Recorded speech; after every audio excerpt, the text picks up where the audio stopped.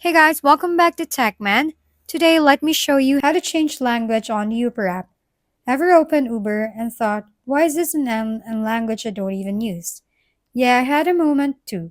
So I went digging through the app, thinking there'd be a quick toggle somewhere. Turns out it's a little sneaky. I tap into my account on the bottom right, opened my profile, went into personal info, and finally found the language section. But here's the twist. Uber doesn't actually let you change the language inside the app itself. Instead, it follows whatever language your phone is set to. So when I tried switching it, Uber basically said, hey, go change your entire device first. Not dramatic at all, right? Once you update your phone's language, though, the app instantly follows along. Quick tip, this actually works great when traveling, since Uber adapts automatically.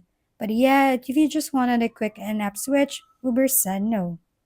If we've been helpful, kindly give us a thumbs up and don't forget to hit the subscribe and bell button for more contents. For any questions and suggestions, comment down below.